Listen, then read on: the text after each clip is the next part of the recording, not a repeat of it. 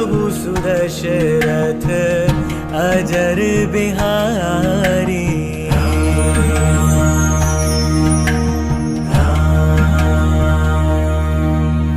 राम सिया राम जय जय राम। बाद में वो आधी साड़ी भी मछलियां ले गई, तब बची आधी साड़ी, आधा वस्त्र बचा।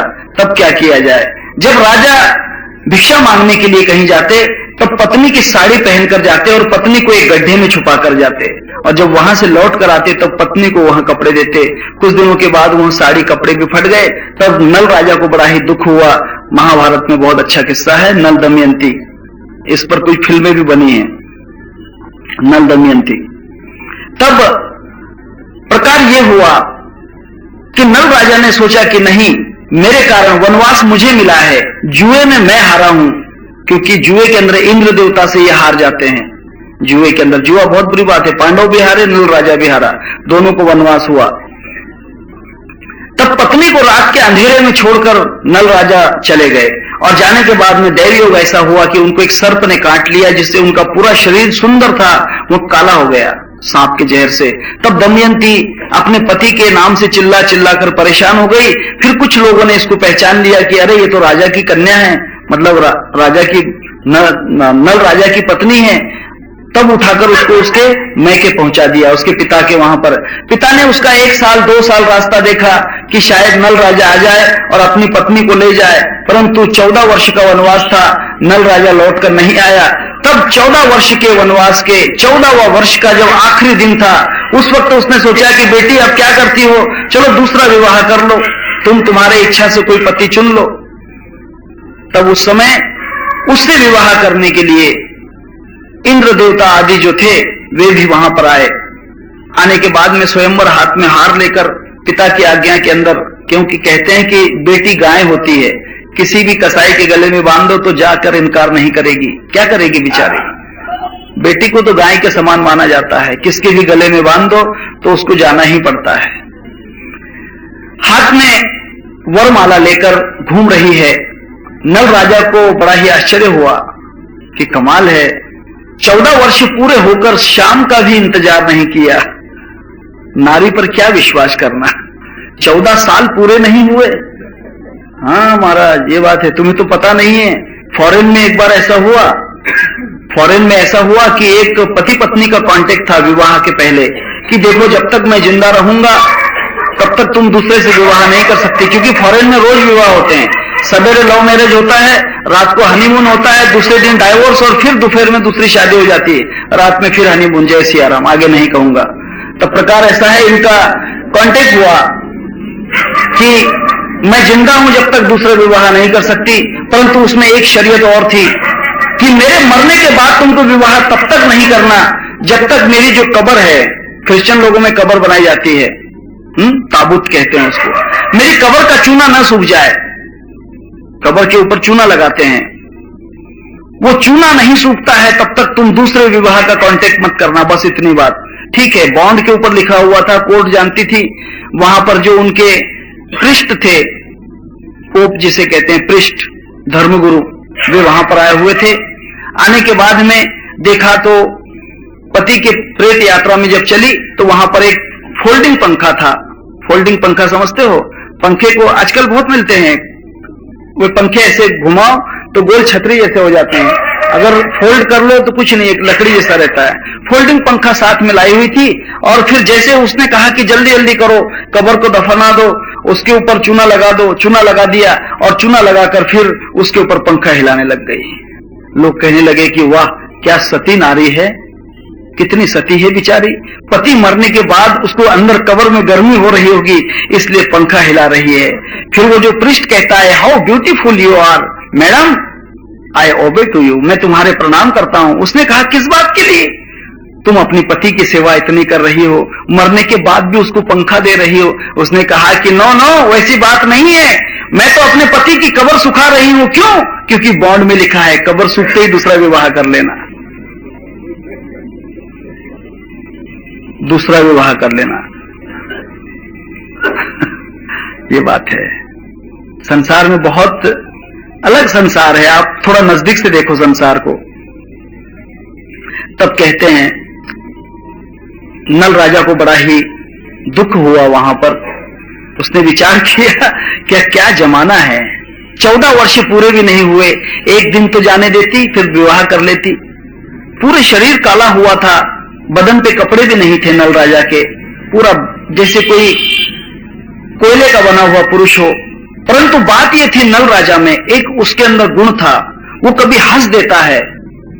मैं आंसुओं की बात कह रहा हूं, आंसू रोते हैं, आंखें रोना झूठ बात है, आंखों का रोना सच्चा नहीं।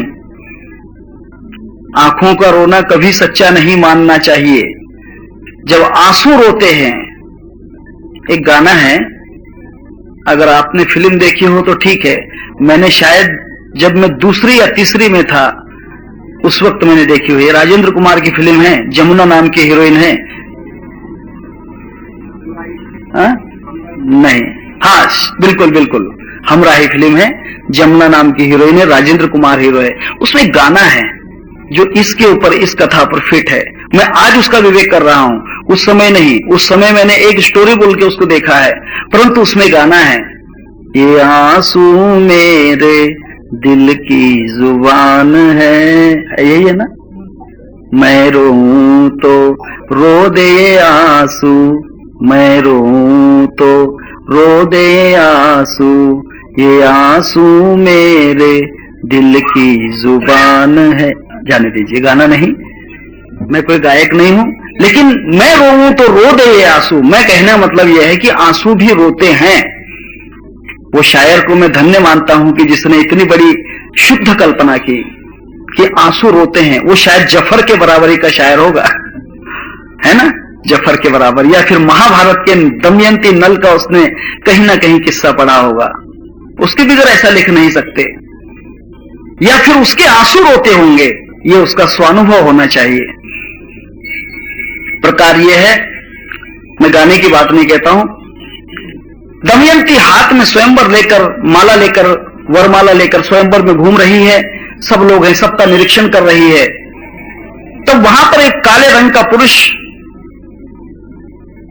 जिनके आंखों से आंसू टपकते ही जमीन के ऊपर पहले आग लगी और फिर वो मोती बन के बिखर गए आंसू। दमयंती का ख्याल गया और फिर जोर जोर से जो नल राजा था वो हंसने लग गया।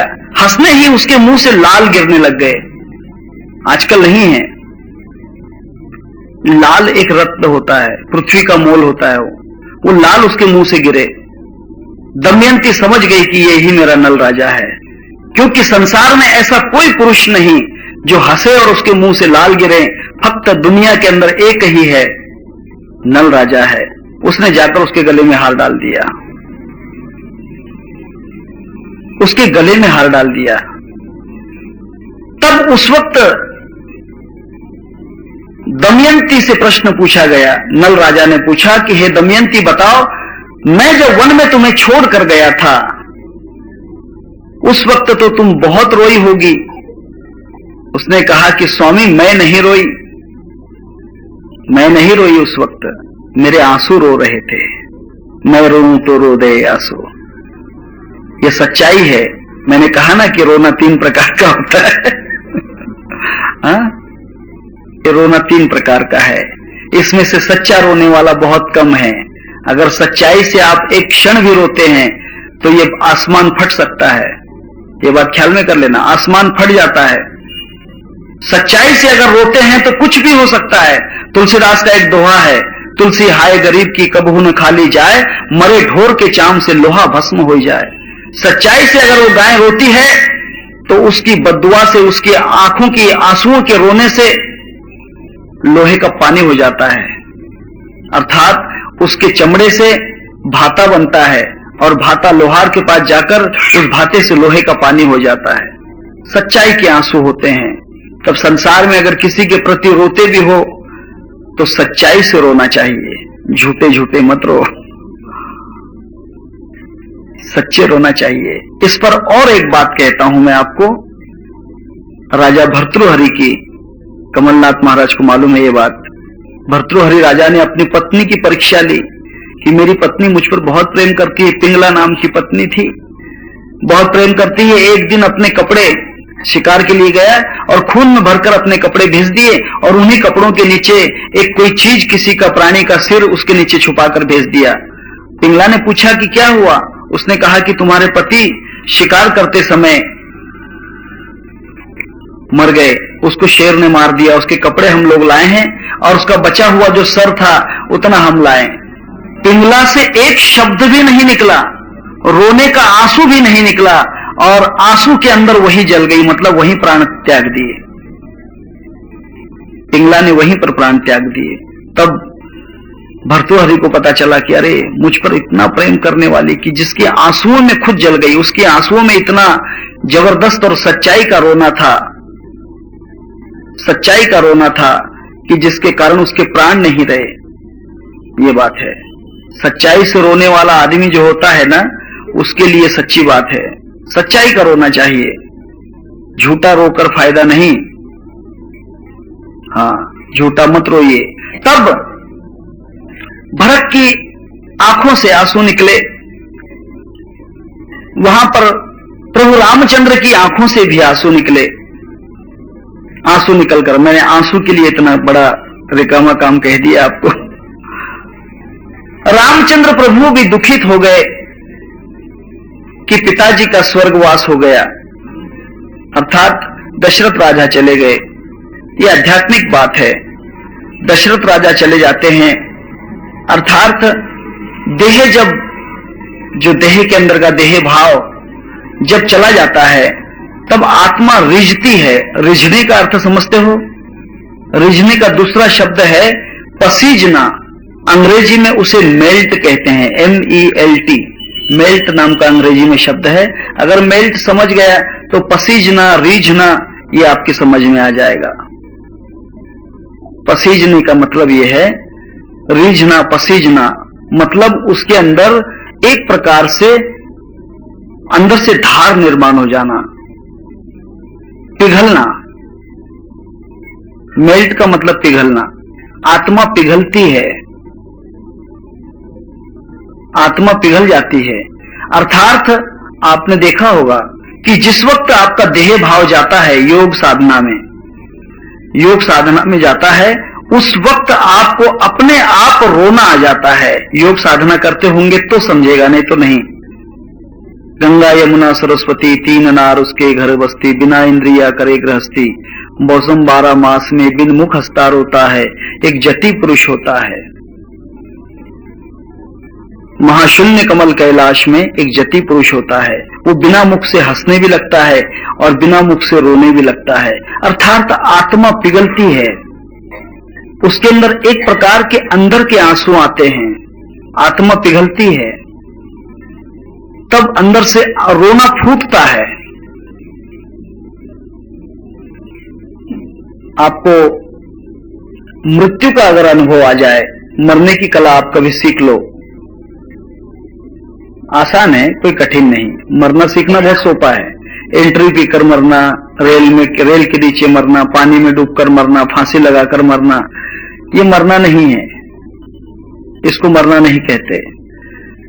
मरने का मतलब यह है कि देह से अलग हो जाना। तब जब आप मृत्यु का अनुभव कर लोगे, मृत्यु का अनुभव है और आप देखोगे कि मेरा शरीर खुद जल रहा है, जलकर राख हो रहा है, ऐसी स्थिति है, तब आपको डर लगेगा, ये मैं मानता हूं।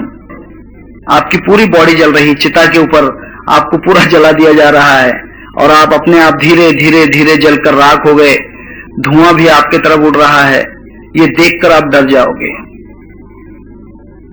आप अंदर से पसीजने लग जाओगे, अंदर से रोने लग जाओगे। आपको मराठी में उसको हुंदके देणे म्हणतो ना आपण, हुंदके देतो मनुष्य, हुंदके देऊन। लहान मुलं रडतात, बड़े लोग नहीं रोते। वैसे बड़े लोगों में सॉबिंग कहते हैं उसको, अंग्रेजी में सोबिंग जो होता है सब में नहीं होता है। हुंदके देऊन रडणं सर्वांचं नाही। लहान मुलं रडतात, लहान मुलं झोपेमध्ये हुंदके देतात। बच्चों का रोना देखा होगा आपने, छोटे बच्चे नींद में रोते हैं। ये क्यों रोते हैं मालूम? आपने कभी साइकोलॉजिकल उसका स्टडी किया होगा तो साइकोलॉजिकल स्टडी मतलब बचपन में जो बच्चों के ऊपर जब मल विक्षेप और आवरण नहीं आते तब तक उसको पिछला जन्म भी याद रहता है, और जब वो पिछला जन्म देख लेता है, पिछला जन्म देखता है, उस वक्त पिछले जन्म के जो दुख हैं, पिछले जन्म की जो परेशानियां हैं, पिछले जन्म का जो मरने का उसको अनुभव है, उसके कारण वो बच्चा नींद में रोता है, नींद में रोता है। ये ख्याल कीजिए, मनुष्य की 3 अवस्थाएं होती हैं नींद में। पहले वाइल्डहुड रहती है, फिर माइल्डहुड रहती है, फिर आखिरी में चाइल्डहुड रहती है। वाइल्डहुड, माइल्डहुड एंड चाइल्डहुड, ये 3 प्रकार की। वाइल्डहुड का मतलब हमारी पाशवी निद्रा होती है, पशु के जैसी निद्रा होती है, ये पशुवी निद्रा है, इसको वाइल्डहुड स्लीपनेस कहते हैं। आपको मालूम नहीं होगा, संसार में बहुत प्रकार के लोग हैं। अगर मैं रास्ते से निकल जाऊं तो बताऊंगा कि ये कौन सी निद्रा में सोया हुआ है। ये बात है, वो जंगली निद्रा में सोया हुआ है, उसको वाइल्डहुड स्लीपनेस कहते हैं। नींद के 3 प्रकार हैं, दशा है नींद की। वाइल्डहुड, वाइल्ड का मतलब जंगली।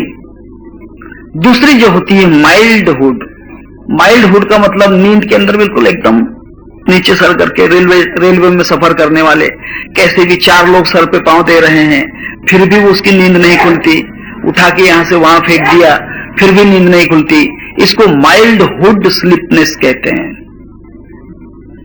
अर्थात सोया है लेकिन कैसा सोना इसको मालूम नहीं, बिल्कुल पड़ा है, गाताड्या म्हणतो आपण त्याला,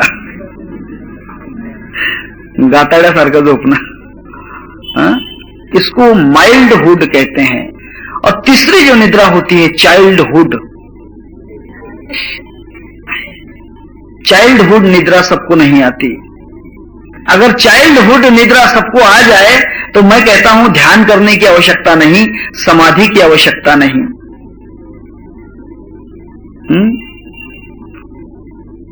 बचपने की नींद अगर आ जाए, जो बचपने में हम नींद लेते थे, तो समझ लेना कि ये संसार अलिप्त हो गए, आप संसार से मुक्त हो गए। बचपने की निद्रा नहीं आती, आपकी निद्रा अलग अलग प्रकार की है। मैंने कहा ना, वाइल्डहुड, माइल्डहुड एंड चाइल्डहुड। वाइल्डहुड निद्रा जो होती है जवानी की होती है, आई बात समझ में। चाइल्डहुड बच्चे की होती है, और माइल्डहुड जो होती है बूढ़े लोगों की होती है। बूढ़े बेचारे कैसे भी सो जाते हैं, कुछ नहीं, उनका कोई परिणाम नहीं। तब बचपना आना चाहिए निद्रा के अंदर, बचपने की निद्रा आना चाहिए। आई बात समझ में। अगर बचपने की निद्रा आ जाए तो समझ लेना कि आप मुक्त हो गए। छोटे चाइल्डहुड निद्रा, और यह निद्रा आना बहुत कठिन है। कोई कोई निद्रा किसी किसी योगी को आती है, उन्होंने अवस्था लगती है, सबको ध्यान में लगती है, परंतु वाइल्ड की कभी लगी तो नुकसान है, माइल्ड की लगी तो भी कोई फायदा नहीं। मात्र चाइल्डहुड निद्रा अगर लगी तो राजा मुचकुंद जैसे सो जाओगे। मुचकुंद राजा 1000 वर्ष तक सोते रहा, 1000 वर्ष। जब काल यमन वहां पर आया, उसको निद्रा से उठाया, तब उसने देखकर उसको भस्म कर दिया। महाभारत भागवत के अंदर कथा है। उसको चाइल्डहुड स्लीपनेस कहते हैं। ये निद्रा होती है। ये निद्रा कब आती है? ये निद्रा कब आती है? जब हमारे अंदर की काम वासना नष्ट हो जाए तो हम बच्चे बन जाते हैं, क्योंकि बच्चों में काम वासना नहीं होती। बच्चे काम वासना से बहुत दूर होते हैं। काम वासना को अगर हमने जीत लिया तो हम छोटे बच्चे बन गए। माइल्डहुड निद्रा जो होती है, ये वृद्धापकाल की होती है, थकी हुई निद्रा होती है। थकने के बाद में आदमी कैसा भी सो जाता है। अगर आपके अंदर की थकान चली जाए, आप तेजस्वी हो जाते हैं। तेजस्विनाधि तमस्तुमा विद्विषा वहे। फिर आगे क्या है, थोड़ा जल्दी से याद करो। तेजस्विनाधि तमस्तुमा विद्विषा वहे। हाँ, तब शांति है। ओम शांति ही शांति ही शांति ही। तेजस्वी नाधि तमस्तु, तेजस्वी निद्रा आ जानी चाहिए। बुढ़ापे की निद्रा क्या काम की, थकी हुई निद्रा क्या काम की। थकी हुई निद्रा नहीं चाहिए, जवानी के काम वासना की निद्रा नहीं चाहिए, परंतु तेजस्वी नाधि तमस्तु मां विद्विषावहे। ओम शांति ही शांति। देखिए हमारे उपनिषद भी कितना सुंदर बतलाते हैं। उपनिषदों का थोड़ा स्टडी करो चौधरी महाराज, तब समझ में आएगा कि क्या है, सच है। तेजस्वी नाधि तमस्तु, ऐसी अवस्था आ जाती है तो फिर शांति ही शांति ही शांति ही। 3 बार शांति कहा है, एक बार कहने से नहीं होता था क्या? नहीं, 3 बार ही कहना पड़ेगा, क्योंकि शांति 3 अवस्था में आना चाहिए। तमोगुण की शांति होना चाहिए, रजोगुण की शांति होना चाहिए, सत्वगुण की भी शांति होना चाहिए, अधिभौतिक ताप की शांति होना चाहिए, आध्यात्मिक ताप की शांति होना चाहिए और अधिदैविक ताप की शांति होना चाहिए। तब शांति ही शांति ही शांति ही, वरना शांति नहीं। आज तो सर पका दोगे महाराज तुम हमारा, ऐसा तो नहीं है ना? कहीं सर तो नहीं पकड़ा आपका?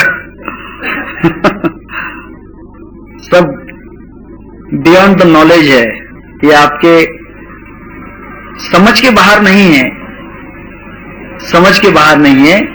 आपकी जो ज्ञान की रेखा है उसके परे का है, क्योंकि आज तक आप वो रेखा के पास पहुंचे नहीं, उस लकीर के पास पहुंचे नहीं, इसके लिए उसके परे की बात है। इसलिए थोड़ा सा मुड़कर देखना पड़ता है। ज्यादा दूर की बात होती है तो उसको सिंहावलोकन करना पड़ता है पीछे की तरफ। तो राम जी बैठ गए हैं, आंखों से आंसू और मलिन मुद्रा हो गई है। फिर वशिष्ठ जी वहां पर आए और वशिष्ठ जी ने कहा कि हे पुत्र राम, चिंता की कोई बात नहीं, क्योंकि जन्म और मरण जो होता है ये तो अवश्य है ही। क्योंकि वर्ड्सवर्थ ने एक जगह कहा है, वर्ड्सवर्थ नाम के बहुत अच्छे कवि होकर गए, उन्होंने कहा है कि death is the foundation of life, मृत्यु ही जीवन का बुनियाद है, पाया है। मृत्यु पाया है। अगर बीज नष्ट नहीं होता तो वृक्ष निर्माण नहीं हो सकता है। बीज नष्ट नहीं होगा तो वृक्ष निर्माण नहीं होंगे, और वृक्ष निर्माण नहीं होंगे तो फिर बीज कहां से आएंगे। इसीलिए एक बीज को मरना ही पड़ेगा पहले, because death is the foundation of life.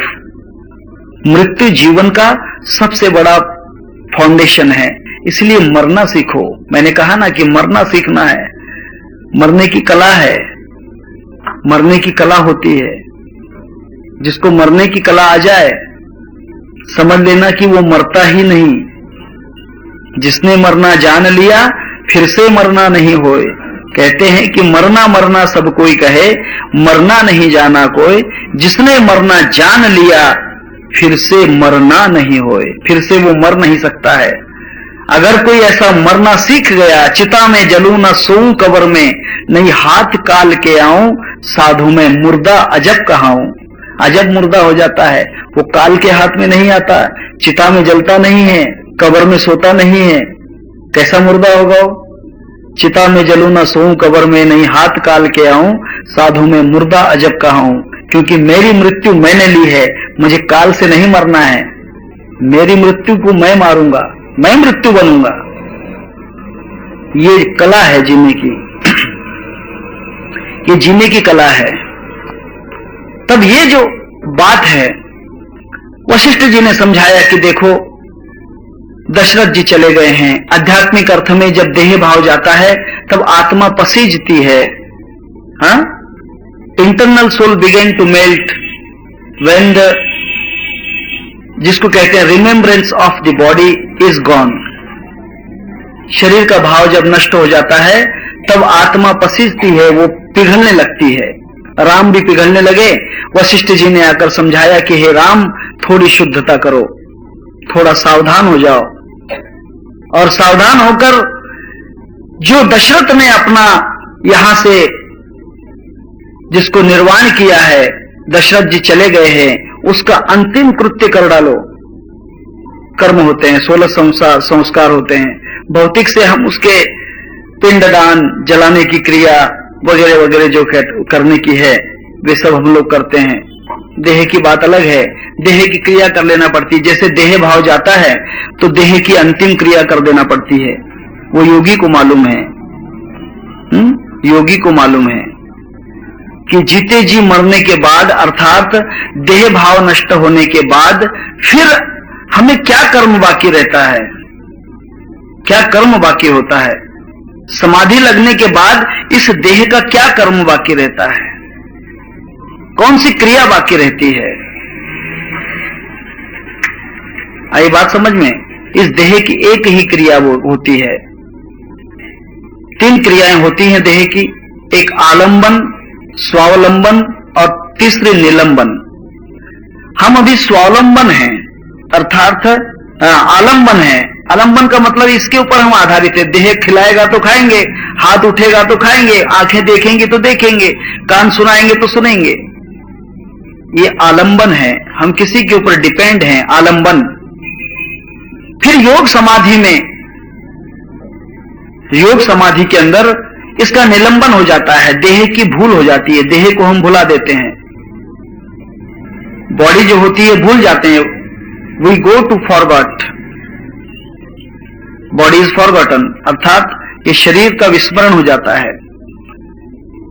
इसको कहते हैं हम निलंबन, अर्थात शरीर को सस्पेंड किया जाता है।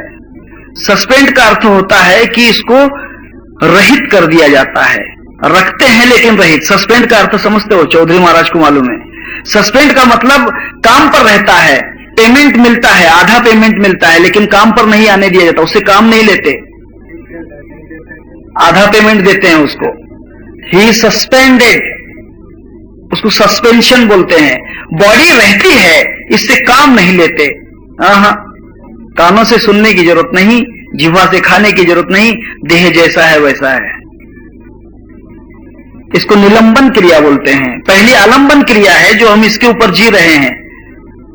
बॉडी वर्किंग कंडीशन में है, सब काम कर रही है, लेकिन योग धारणा के अंदर इसका निलंबन हो जाता है, बॉडी सस्पेंडेड। बहुत डीप है, बहुत कठिन नॉलेज है। शरीर को सस्पेंड कर दिया जाता है, अर्थात शरीर को खिलाया जाता है, खाइए भोजन, पानी पिए। ऐसा नहीं कि योगी खाता नहीं है, पीता नहीं है, आधा पगार मिलता है, हाफ पेमेंट है। इसका मतलब उसको काम नहीं करने देते। हम शरीर से पहले सब काम करते हैं, स्वाद लेते हैं, कानों से सुनते हैं, सेक्स करते हैं, अलग अलग बातें हैं, ये सब हम शरीर से करवाते हैं क्योंकि आलंबन है। लेकिन निलंबन के बाद में उसको मस्टर पर साइन भी नहीं करने देते, चलो आउट, यू आर सस्पेंडेड।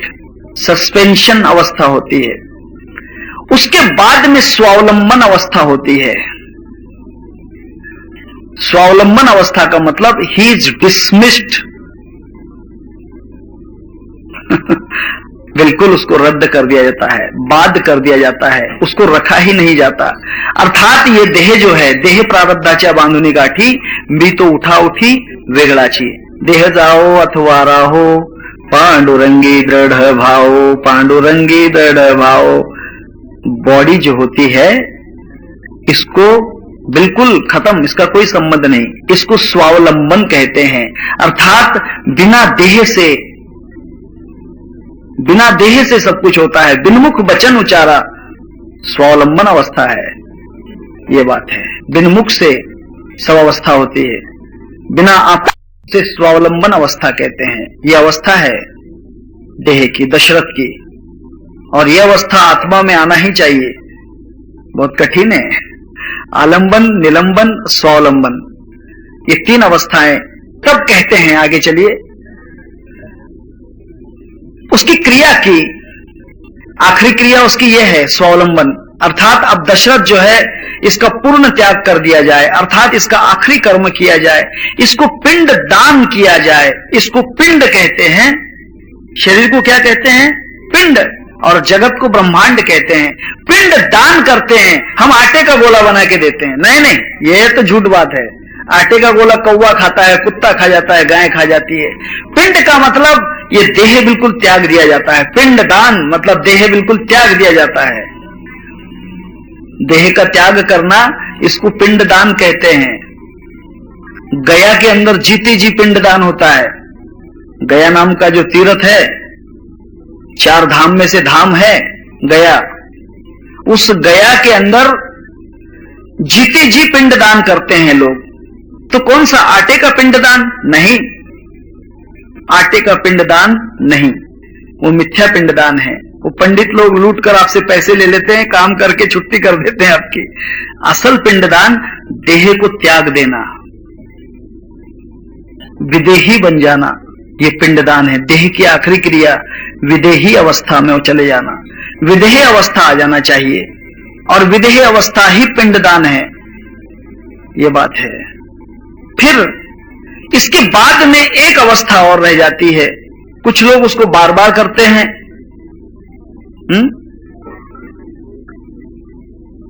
तीन अवस्थाएं होती हैं, परंतु हम एक अवस्था अभी आएगी गणपति के बाद में, उसको क्या कहते हैं? श्राद्ध, बरोबर, श्राद्ध अवस्था कहते हैं। मरने के बाद फिर उसके लिए श्राद्ध करते हैं। ये तीन प्रकार की अवस्था होती है, एक आराध अवस्था होती है, एक पराध अवस्था होती है, और तीसरी श्राद्ध अवस्था होती है। अभी आपको मालूम नहीं है ये संसार के क्या रिवाज हैं। आराध अवस्था होती है, आराध अवस्था का मतलब पिताजी जिंदे हैं, मां जिंदी है, भाई जिंदे हैं, पति जिंदा है, पत्नी जिंदी है, आराध है, आराधना कर रहा है, उसके साथ में रह रहा है, बातचीत कर रहा है, ये आराध अवस्था होती है। मरने के बाद पराध अवस्था होती है, पिताजी चले जाते हैं, आने वाला तो बहरे हाल चला आता है, जाने वाला नहीं आता, ये तमाशा क्या है, कोई समझा न सका महफिले दुनिया क्या है, खेलता कौन और इसका खिलौना क्या है। पराध अवस्था हो जाती है, कहां जाता है, कहां चला जाएगा उसका कोई पता नहीं, उसको पराध अवस्था कहते हैं। फिर जब चला गया उसका कोई पत्ता नहीं है, तो फिर श्रद्धा से काम लेते हैं, श्राद्ध। पहले आराध होती है, फिर पराध होती है, फिर श्राद्ध होती है, और फिर कुछ भी नहीं। ये तीन अवस्थाएं होती हैं। तब अंतिम क्रिया रामचंद्र प्रभु ने देह की क्रिया कर दी। संसार के बहुत नियम हैं, मैं आपको सब नियम नहीं समझा सकता हूं, नहीं तो इतने सूक्ष्म है नियम। श्राद्ध तीन प्रकार की कैसे होती है, आराध तीन प्रकार की कैसी होती है, पराध तीन प्रकार की कैसी होती है, इसमें त्रिविधा है, तीन तीन अवस्थाएं होती हैं। राजसिक श्राद्ध कैसी है, आपकी राजसिक श्रद्धा कैसी है। पिताजी का अगर बहुत सारा धन है और फिर धन के बाद में वो अगर हमें दत्तक लेकर हमें देकर गए हैं, तो हर साल उसकी पुण्यतिथि, कीर्तन प्रवचन उसके नाम का, क्योंकि इतना माल लेकर बैठे हैं ना, अगर उसके नाम का कीर्तन प्रवचन कुछ नहीं कराएंगे तो लोग कहेंगे कि सब डबोला रख लिया और बाप की तो याद भी नहीं करते। इसीलिए राजसिक श्राद्ध है। तामसिक श्राद्ध, मर गया बुढ़ा लेकिन क्या है, बहुत परेशान करता है, रात को नींद में आता है, बच्चों को सोने नहीं देता है, दरवाजा खटखटाता है, बहू को बच्चा नहीं होने देता है, बड़ा परेशानी करता है, नारायण नागबली करके उसका अंतिम श्राद्ध करो, तामसिक श्राद्ध है। और सात्विक श्राद्ध होता है जो आप करोगे अभी, सात्विक श्राद्ध।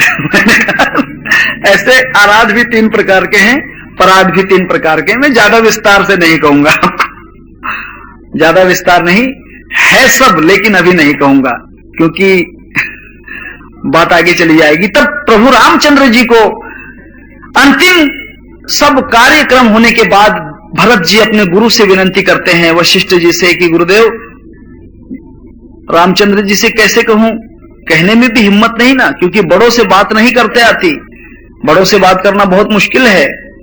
कैसे कहूं राम जी को, क्योंकि मेरे ही कारण राम जी वनवास गए हैं।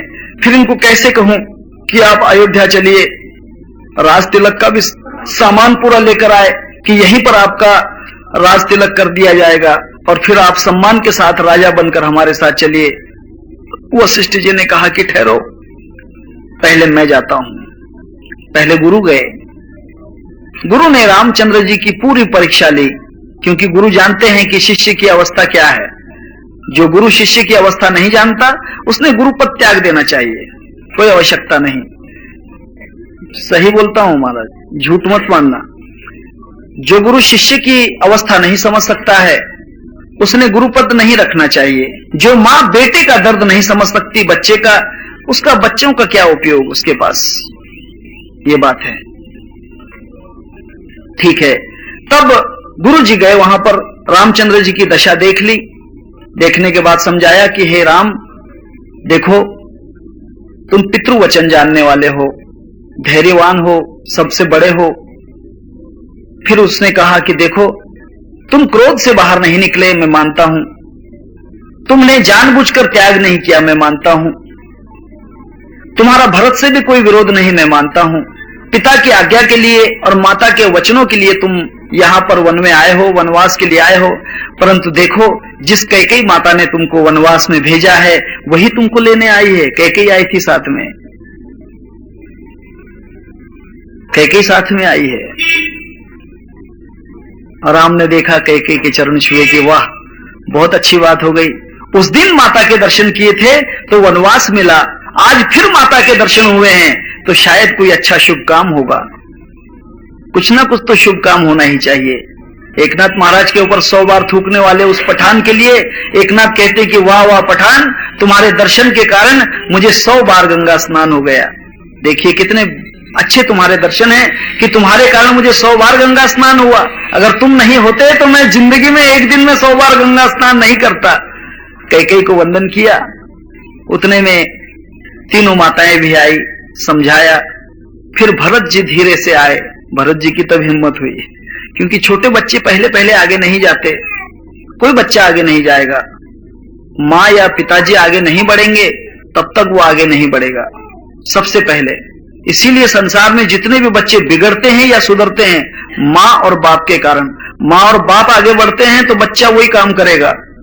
ज्याचा बाप असे दारुड्या त्याचा मुलगा फिटाड, बाप ओढी विड्या मुलगा 4 मिनार। बाप खाई अंडी पोरगा कोंबडी अपार, ज्याचा बाप असे दारुड्या त्याचा मुलगा फिटाड। अगर बाप बीड़ी पीता है तो बेटा 4 मीनार जरूर पिएगा। ये बात लिख लेना। ये बातों में कुछ ये नहीं है, अशक्य बात नहीं है। ये मैं आपको पूरे कागज पर साइन करके दे दूंगा। ये बात है, क्योंकि ऐसा होता ही है। बेटे में वो गुण आ ही जाते हैं। ये तो अच्छा हुआ कि उस गणपत राव के अच्छे गुण थे, धोंडोपंत महाराज के चरणों में चला गया जब मैं यहां पर बैठा हूं। अगर वो बीड़ी खींचते रहता तो मैं भी फिर 4 मीनार पीता। है ना। दादाजी टुकड़ोदास के शिष्य थे, टुकड़ोदास महाराज के, इसीलिए परंपरा चली आई। नहीं तो ताकत नहीं थी कि एक कंजड़वाड़े का आदमी, शराब का मोहल्ला, सब तरफ से दारू के भट्टियां, दारू के अड्डे, शराब के सब लोग पीने वाले, उस मोहल्ले में सब प्रकार की, सब शुद्ध भाषा की, जिसे गावरानी गालियां कहते हैं, गावरानी गालियां, है ना। ऐसे ऐसे लोग जिससे राक्षस भी डर जाएं। भूत तो आते ही नहीं है मोहल्ले में, भूत पिशाच नहीं आते हमारे मोहल्ले में, क्योंकि भूतों से ज्यादा ये लोग जागते हैं ना। रात भर दारू की भट्टियां निकलती रहती हैं, भूतों से ज्यादा ये जागते हैं। भूत बेचारे आएंगे कैसे? राक्षस भी नहीं आ पाते। ऐसी जगह से आज उठाकर एक रामायण मेरे हाथ में आई और मैं रामायण पे प्रवचन करूं, भागवत पे प्रवचन करूं, ये तो बहुत अलग बात है। मैंने कहा ना कि कुछ तो भी शुद्ध बिजाची ये पोटी, फले रसाल वो मिटी। इसीलिए जिंदगी में शुद्ध बनो। माता पिता शुद्ध अगर होंगे तो पुत्र भी शुद्ध होगा। ठीक है, आगे चलते हैं। माता कौशल्या को देखकर भरत जी साथ में चले, क्योंकि माँ और गुरु आगे बढ़ गए। माता पिता आगे बढ़े तो पुत्र आगे बढ़ेगा। भरत जी आए, माता समझा रही थी। भरत कहता, हाँ हाँ भैया, मैं भी आपसे विनती कर रहा हूं, मेरे कारण ये बखेड़ा हुआ है, मैं कहने से भी डर रहा हूं। आप कृपा करके अगर मुझे माफ करते होंगे तो मैं समझूंगा कि आप जरूर मुझे माफ कर देंगे, परंतु मेरा माफ करना तब ही पूरा होगा जब आप अयोध्या लौटने के लिए हाँ कहेंगे।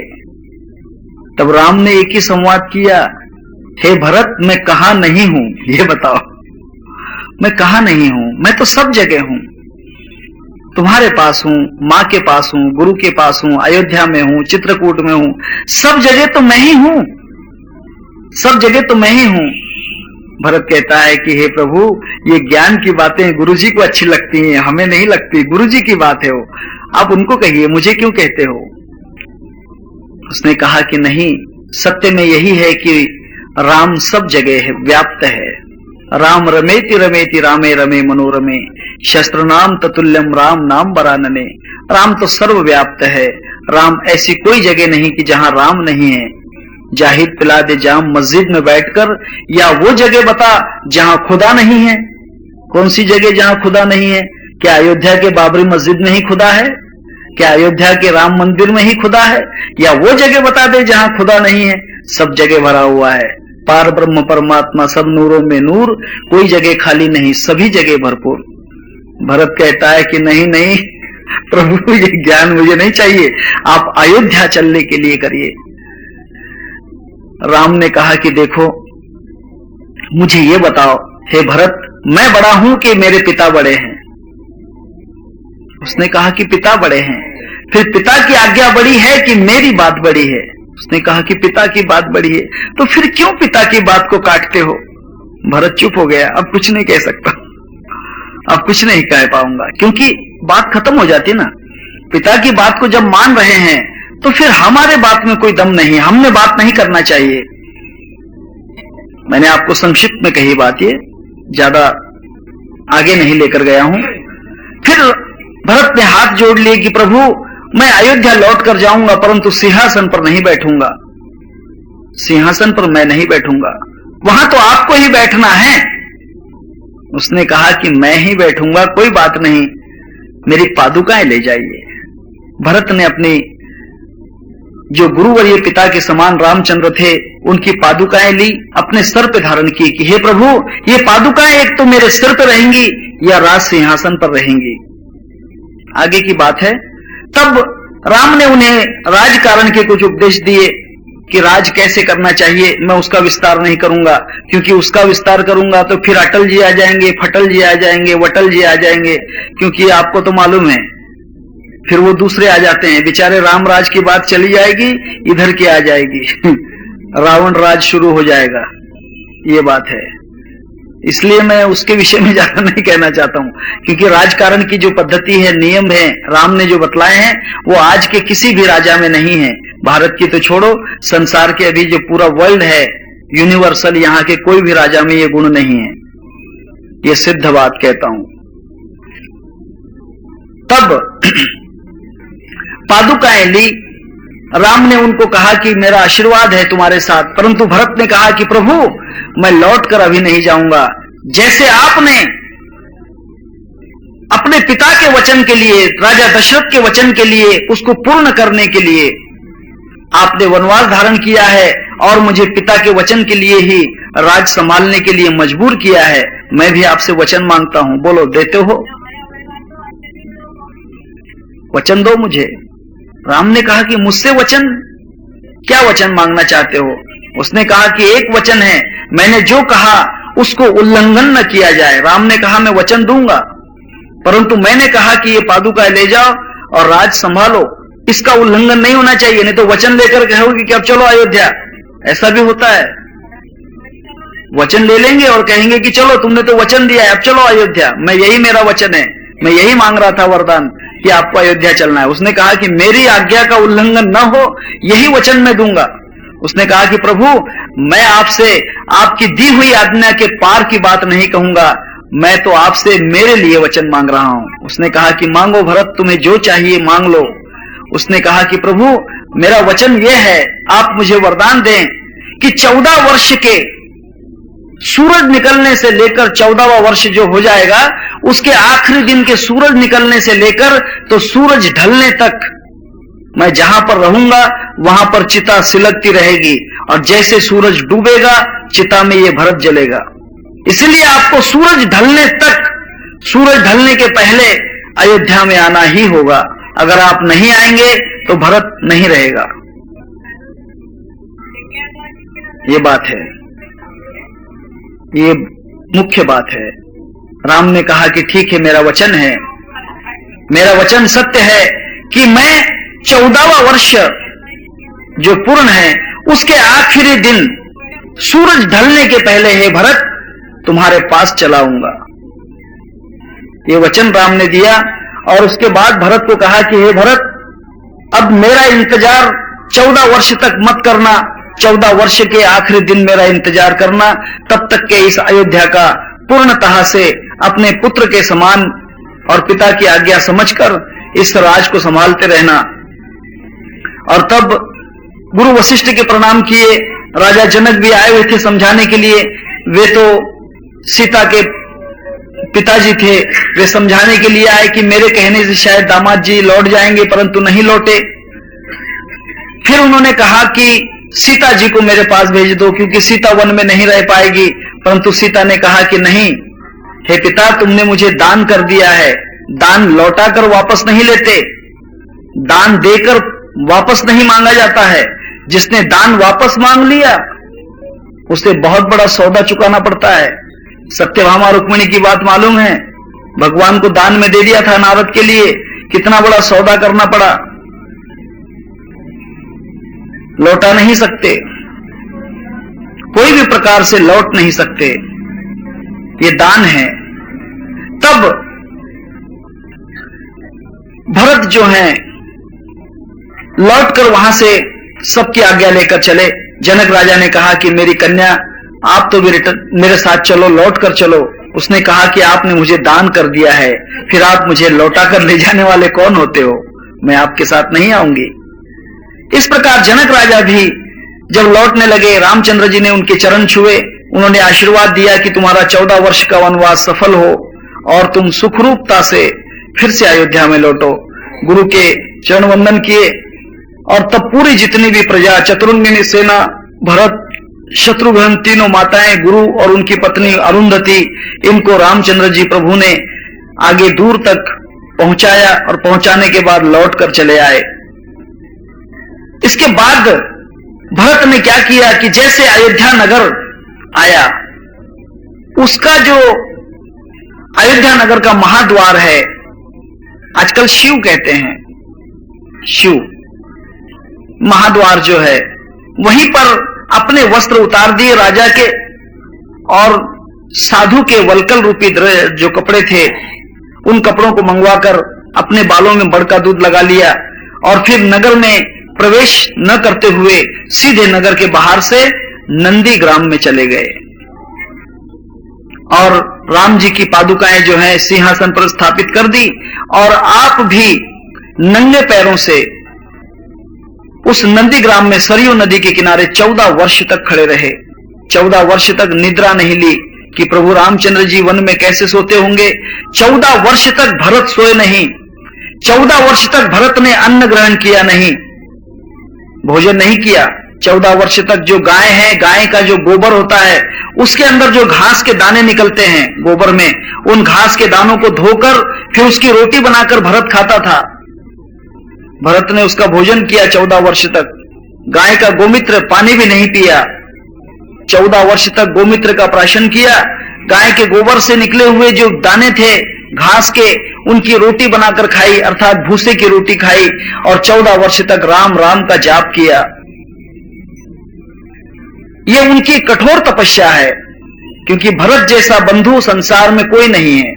ये ख्याल कीजिए, भरत के जैसा बंधु नहीं। लक्ष्मण आपको लगता होगा कि बहुत बड़ा बंधु है, लक्ष्मण ने बहुत बड़ा भाई का प्रेम निभाया, नहीं, लक्ष्मण बदला लेने के लिए अवतार लेकर आया था, क्योंकि लक्ष्मण की बेटी सुलोचना, उसको रावण का बेटा इंद्रजीत लेकर चला गया था, युद्ध करके उसको भगा कर ले गया था और वहां अपनी बेटी को भगाकर एक राक्षस लेकर गया है, इसका मैं विनाश करूंगा। इस कारण लक्ष्मण जी राम के साथ निकले, क्योंकि इंद्रजीत को वरदान था कि जो पुरुष 14 वर्ष तक निद्रा नहीं लेगा, जो सोएगा नहीं, अन्न ग्रहण नहीं करेगा और अखंड ब्रह्मचर्य को धारण करेगा, उसके हाथ से इंद्रजीत का विनाश हो सकता है। इसीलिए वो उर्मिला को साथ नहीं लेकर गए। इसको यह मत समझना कि लक्ष्मण ने बहुत बड़ा कार्य कर दिया है, वो अपने हित के लिए अपनी पत्नी को त्याग कर चला गया। कोई बुआबाजी वाले ने अपने पत्नी का त्याग कर दिया, बहुत बड़ा बुआ नहीं बन गया, वो मोक्ष प्राप्ति के लिए पत्नी का त्याग कर रहा है, बच्चों का त्याग मोक्ष प्राप्ति के लिए, धन का त्याग मोक्ष प्राप्ति के लिए, वो सबसे बड़ा डबोला चाहता है। पत्नी, बच्चे, घर दार, इतनी छोटी से उसका पेट कहां भरेगा, उसको तो मोक्ष का बहुत बड़ा मकान चाहिए ना, जहां पर सोने की दीवारें होती हैं, पाचू, माणिक, मोती और मूंगा आदि वहां पर रत्न होते हैं। जहां कल्प वृक्ष के वृक्ष होते हैं उनकी छांव कभी दूसरे वृक्षों की छांव, जैसा जैसा सूरज सरकता है वैसे वैसे छांव की जगह बदलती है। कल्प वृक्ष की छांव बदलती नहीं। वहां पर अमृत की नदियां बहती हैं, वहां पर पीने के लिए पानी नहीं, अमृत ही पिया जाता है। ऐसे लालच के लिए वो सब कुछ त्यागेगा नहीं तो क्या करेगा? अगर आप मुझे कहोगे कि महाराज आपको मैं 10 खोखे देता हूं, आप रामायण बंद कर दो, है ना? छोड़ सकते हैं लोग। वो बड़े डबोले के लिए छोटी बात को त्याग देता है। मोक्ष के लिए, मोक्ष का और स्वर्ग के धाम के लिए तो वहां सब कुछ कर सकता है। पत्नी की क्या बात लगाई। और दूसरी बात तो यह है कि स्वर्ग में अनेक प्रकार की अप्सराएं रहती है। वो बोलता कोई बात नहीं, एक काली कलुट्टी छूट गई तो क्या, वहां तो जयाप्रदा है, वहां तो श्रीदेवी है, वहां तो हेमा है, ऐसी है वैसी है, सब है वहां तो। फिर एक बेचारी काली कलुटी का क्या करेगा? उसका त्याग करके वो आगे जाता है। स्वर्ग में तो बहुत मिलेंगी, फिर इसका क्या करेंगे? इसलिए वो पत्नी का त्याग कर देता है। लक्ष्मण ने त्याग उर्मिला का इसलिए किया कि उसको इंद्रजीत का वध करना था। ब्रह्मचर्य इसलिए रहा कि उसका वरदान पूर्ण होने वाला था। निद्रा इसलिए ली, निद्रा इसके लिए ली कि वहां जो है अपना हित पूरा करना चाहता था, वचन, अपनी प्रतिज्ञा पूरी। दूसरी बात, फिर वो राम जी के साथ क्यों गया? अपने आप अकेले जंगल में वनवास में क्यों नहीं गया? क्योंकि मालूम है राम के बिना कभी ब्रह्मचर्य नहीं होता, राम के बिना कभी आचरण नहीं होता। जहां राम नहीं है वहां पर आचरण नहीं होंगे। जिसके हृदय में आत्मा राम प्रकट नहीं हुआ उसका वैराग झूठा है, उसका ब्रह्मचर्य झूठा है, उसकी तपस्या झूठी है। आत्मा राम अगर साक्षात्कार नहीं हुआ तो कुछ फायदा नहीं। जिसको जोग जुगत मालूम नहीं उसको जोगी मत जानो जी। बहुरंगी का स्वांग किया है बचन सच कर मानो जी। ज्ञान गुप्त के झगड़े में मदबान क्रोध का तानो जी। हिल मिलकर बैठ संतों में नाम अमीर छानो जी। पीना है तो पियो नाम रस, यहां तो गांजा भंग नहीं। जोगी नाम धर पाया पर जोग का ढंग नहीं। जिसको जोग जुगत मालूम नहीं उसको जोगी मत जानो जी। क्या फायदा है? वो वस्त्र पहन लेगा भगवे तो क्या वो साधु हो गया? हाँ नहीं, वो कहते हैं वस्त्र पहन लो तन पर भगवे, वस्त्र पहन लो तन पर भगवे, दिल पर छाया रंग नहीं, दिल पर छाया रंग नहीं। जोगी नाम धर पाया पर जोग जुगत का ढंग नहीं। कितना भी त्याग कर ले, कितना भी छोड़ दे, कि नहीं माने जाएगा। वहां तो आत्मा राम साथ में चाहिए, आत्म साक्षात्कार चाहिए। इसीलिए लक्ष्मण अपनी प्रतिज्ञा पूर्ण करने के लिए राम के साथ चला है। अगर आप आत्मा राम के साथ चलोगे, आत्मा राम का साक्षात्कार कर लोगे तो ये सफेद कपड़े पहनकर ही आप सन्यासी माने जाओगे। जबकि जिसको आत्मा राम प्राप्त नहीं है वो कितने भी वस्त्र पहन ले भगवे तो भी वो सन्यासी नहीं कहलाएगा, वो जोगी कहलाएगा, बटोही कहलाएगा, वो स्वांगी कहलाएगा। ये बात है। ब्रह्मचर्य का कितना भी स्वांग आप कर लो लेकिन वो कोई फायदा नहीं है। जब तक आत्मा राम नहीं है, आत्मा राम प्रकट नहीं हुआ तब तक उसका कोई भी अर्थ नहीं है। संत तुकाराम महाराज की 2 पत्नियां थी। रामकृष्ण परमहंस की पत्नी थी, भगवान शिव की पत्नी है, भगवान महाविष्णु की पत्नी है, वशिष्ठ की अरुंधति थी, अत्रि मुनि की तुम्हारी अनुसया थी। विचार करने की बात है। बड़े बड़े ऋषि मुनियों की पत्नियां थी और तुम पत्नी छोड़ के क्यों भाग रहे हो?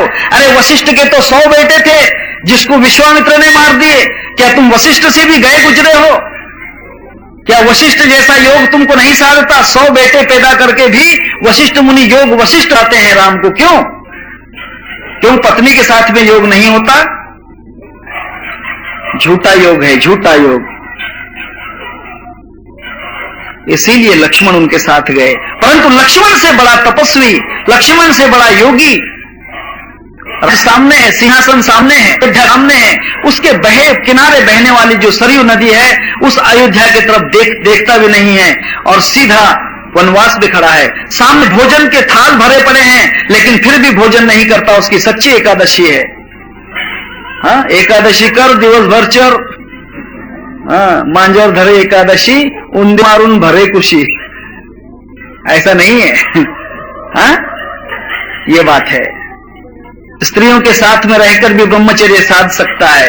ये नहीं कि स्त्रियों का त्याग करके ब्रह्मचर्य होता है। नहीं, पक्का ब्रह्मचारी वो है जो स्त्रियों के साथ में रहकर भी वासना प्रकट न होने दे। पक्का उपवासी वो है जो भोजन सामने होते हुए भी उसके अंदर मन में इच्छा भी नहीं आने दे। वैरागी वह है जो हजारों प्रकार का धन प्राप्त हो जाए फिर भी उसको मिट्टी समझ ले। कथा में यहां पर नहीं कहूंगा, रंका और बंका की बहुत अच्छी कथा है। रंका बंका जो थे गोरा कुम्हार के शिष्य थे, उनकी कथा है। यहां पर समय नहीं है, समय पूरा हो चुका है। तब कहने का मतलब यह है कि लक्ष्मण से बढ़कर भी भरत था और सीता से बढ़कर उर्मिला थी। उर्मिला का पात्र किसी ने लिखा नहीं है, न तुलसीदास ने लिखा, न वाल्मीकि ने लिखा। मुझे बहुत पता है इस बारे में। सीता जी तो अपने पति के साथ में रहने के लिए, पति का संग प्राप्त करने के लिए वन में गई, परंतु विचार कीजिए, जो संसार में रहकर भी जिसका पति जिसके साथ नहीं, वो उर्मिला क्या करे? वो तो अपने पति की सेवा कर रही है, उसको पुण्य प्राप्त हो रहा है। इसका पति दूर हो रहा है, पति की सेवा नहीं मिल रही है और जानबूझकर उसको संसार में अकेले रख दिया गया है। उसके मन पर क्या बीती होगी? इसलिए सीता से बढ़कर भी उर्मिला है। पात्र समझना चाहिए रामायण के। ये जीवन के पात्र बहुत बड़े हैं। ये सबसे बड़ा पात्र उर्मिला है। मैंने कहा कि उर्मिला, उर का मतलब हृदय, हार्ट, मिला का मतलब एक रूप कर लेना। जिसका हार्ट एक रूप हो गया है वह उर्मिला है। ये बात है। ठीक है, कल के दिन देखते हैं किस प्रकार से भरत ने राज सिंहासन का अवलोकन कैसा किया, उसका रक्षण कैसा किया, उसके बाद में उसने नियम कौन से, और प्रभु रामचंद्र जी वन में आगे किस तरफ जाते हैं और क्या क्या उनमें घटनाएं होती हैं, इसका हम धीरे धीरे इसका अवलोकन करेंगे। यहां तक हमारा जो है अयोध्या कांड यहां पर खत्म होता है और कल से अरण्य कांड शुरू हो जाएगा। प्रभु रामचंद्र जी वन में प्रवेश कर जाएंगे, अरण्य कांड शुरू हो जाएगा। सियावर रामचंद्र की जय। हरे राम राम राम हरे हरे, हरे कृष्ण कृष्ण कृष्ण हरे हरे, हरे राम राम राम हरे हरे, हरे कृष्ण कृष्ण कृष्ण हरे हरे, हरे राम राम राम हरे हरे, हरे कृष्ण कृष्ण कृष्ण हरे हरे। श्री रामचंद्र भगवान की जय। सबको एक सूचना, सर्वांना विनंती, उद्याच्या दिवशी गोकुळाष्टमी 10:30 पर्यंत आपली पोथी होईल, रामायण होईल। 10:30 नंतर इथे सांप्रदायिक नियमाप्रमाणे भगवान श्रीकृष्ण यांच्या जन्मोत्सवानिमित्त भजनांचा कार्यक्रम होईल। ठीक 12 वाजता देवाचा जन्म म्हणून तिथे साजरा केला जाईल। तरी सर्वांना एक विनंती माझ्या बहिणींना की आपण आपल्या घरून एक एक दिवा आणायचा आहे, पणती आणायची। आपण सामूहिक आरती करणार आहोत। सर्वांनी मागच्या वर्षाप्रमाणे आपल्या बरोबर पणती आणायची आहे। प्रसाद तुम्ही आणा न आणा तुमची इच्छा, ते माझं म्हणणं नाहीये, परंतु पणती मात्र जरूर आणा। सर्वांनी आणायचंय। उद्याच्या दिवशी तुम्हाला फक्त 1.5 तास जास्त थांबावं लागेल, कारण देवाचा जन्म आहे। अलग लक्षामध्ये, देवाच्या जन्मासाठी 12 वाजेपर्यंत, 12 नंतर मग आपला नाही, कारण उद्या अष्टमी संध्याकाळी लागत आहे। 4 वाजता अष्टमी सुरुवात होते, 4 वाजेपर्यंत